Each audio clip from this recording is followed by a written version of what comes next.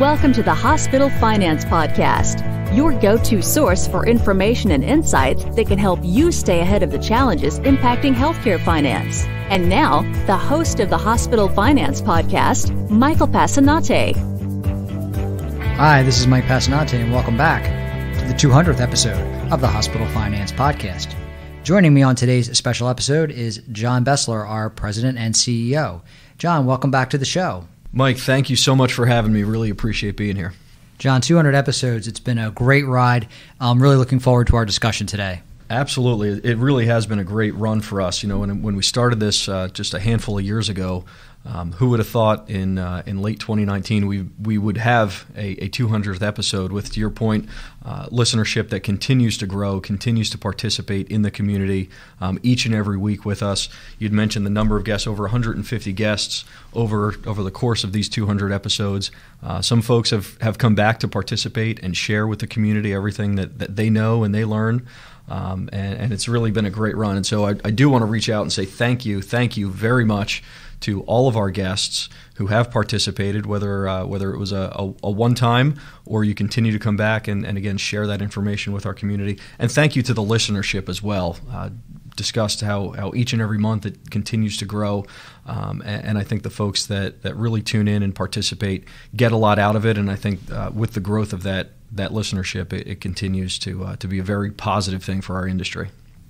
Couldn't do it without them. John, over the years we've talked about lots of different topics related to reimbursement, particularly worksheet S10. What do you think's going on there and what's going to be happening in the future? Well, I think if you looked at and asked any one of our listeners or anyone in the hospital community, you know, where is reimbursement heading in general, whether it's commercial reimbursement or government reimbursement, I think the very quick answer would be is that it's heading down, it's heading south. Part of the ACA, some of the ACA goals were to look at quality and cost, and how do we increase quality and reduce cost? And I think the Schedule S10 is a prime example of that. You know, the government likes, well, I shouldn't say they like to operate on a budget, because sometimes we see that they don't, but in general, they really like to look at things in a very fixed way, right? So if we allocate a certain pool of dollars, and specifically in reimbursement, you started with wage index. There's a certain pool of dollars for wage index. And when you look at DISH and the history of DISH, it's really an unlimited pool. And I think from a governmental perspective is sort of untenable when you look at it from a budgetary and a future-looking standpoint. And so with the Schedule S10, I think they looked at that as an idea on how do we take that same concept of a fixed pool of dollars and figure out where to send that money across the country into the providers that need it. But I think where we're heading with it, I don't think it's going anywhere. I think, if anything, the government has really firmed up the opportunities to issue more guidance around it. I think we've learned a lot from the audits over the past couple years, but I think we're going to see a lot more of it and continue to see a lot more of it. And candidly, I think the government is going to look to that schedule for other funding pools as well, potentially.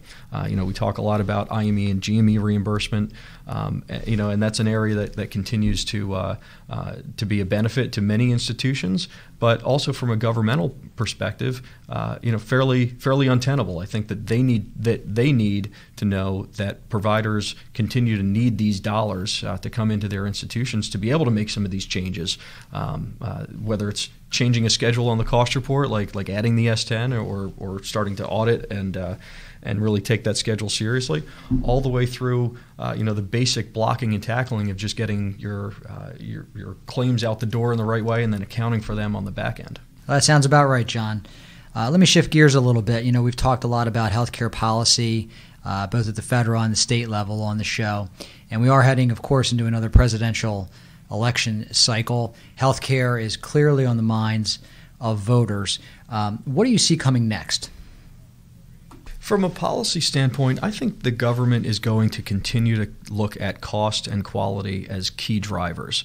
From a consumerism standpoint, from a patient experience standpoint, our population needs to know, our citizen needs to know whether or not they will be able to access the appropriate level of care at frankly some of their most trying times that they'll ever have in their life, whether it's the beginning of life and women and infant care all the way through death and hospice and everything else that goes along with our healthcare spectrum. And so from a policy standpoint, the lawmakers really need to take a hard look at it and make sure that we get it right.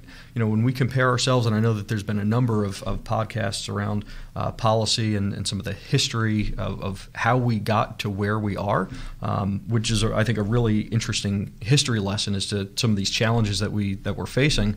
But we really need to be very future thinking as well. It's great that we can rely and look at history and say, okay, we got it right this time, or these are the things that we do and why we do it.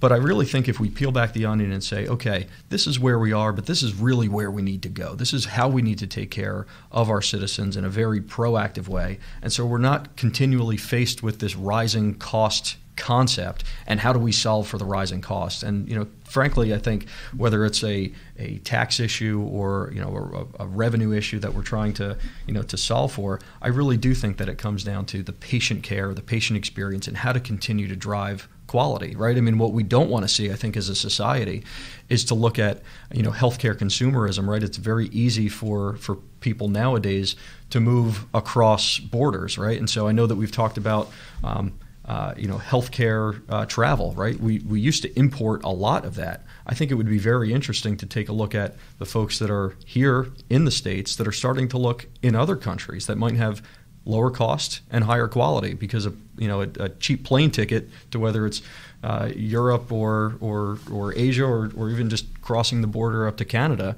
I think we really as a community need to start looking at, are we continuing to provide the best care and how do we care for those patients at the best quality and the best cost? John, let's talk about the revenue cycle.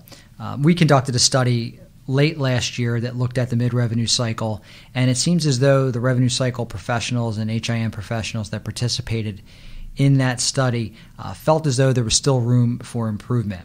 So my question is, with all the processes and technology in place at hospitals, why do we still talk about things like DRG optimization?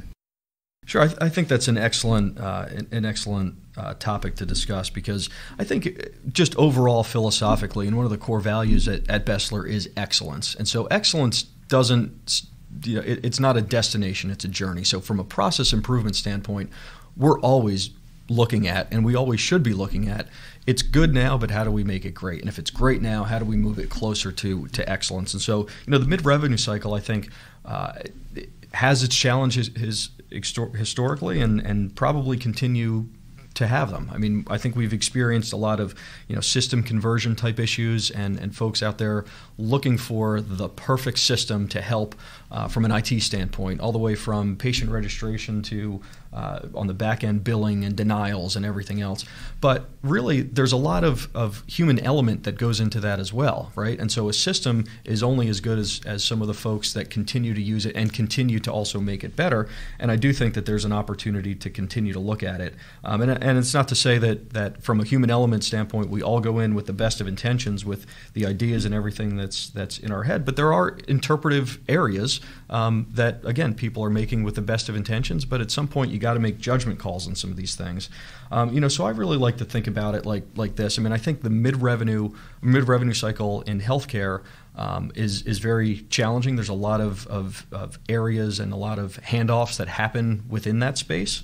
And a friend of mine asked me, he said, why is this so complicated? Why can't I walk into a hospital or walk into a physician office or get my care wherever I'm going to get it and understand exactly what I'm going to get?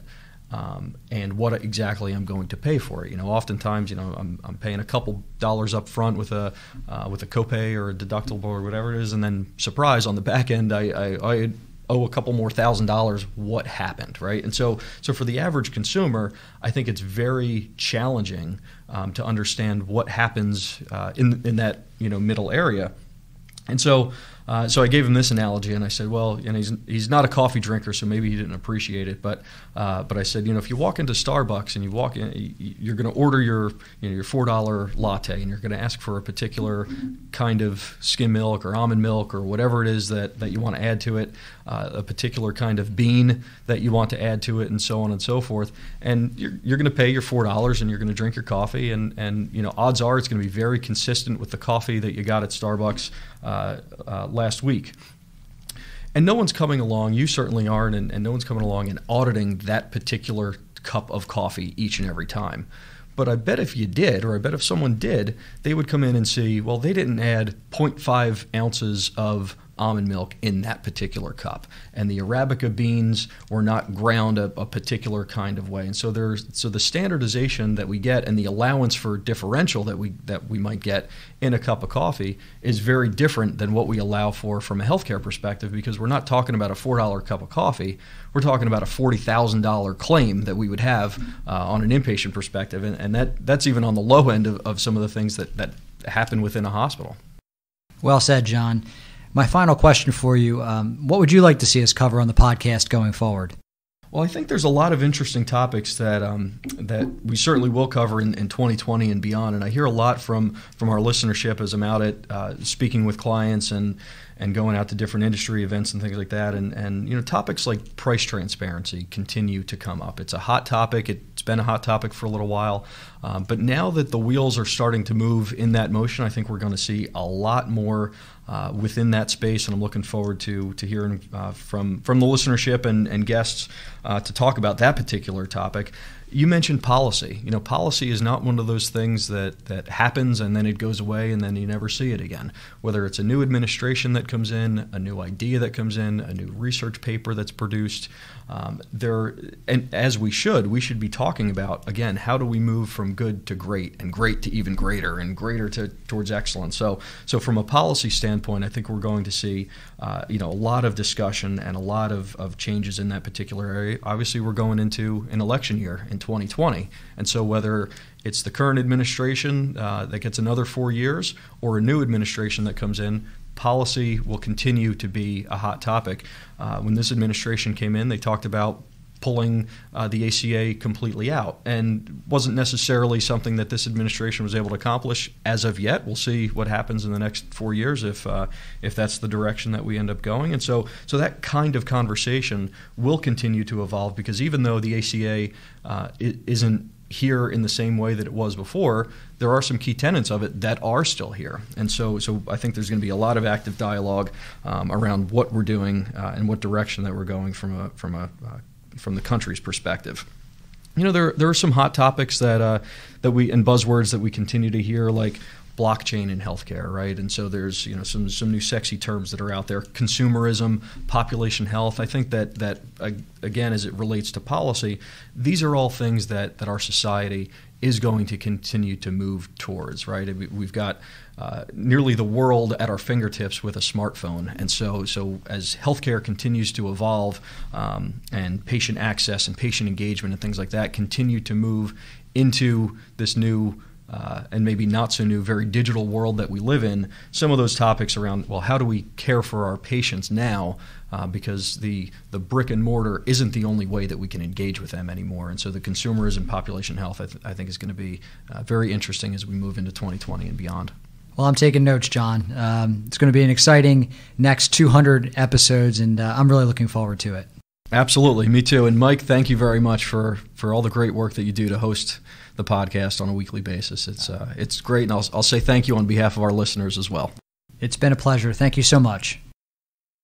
This concludes today's episode of the Hospital Finance Podcast.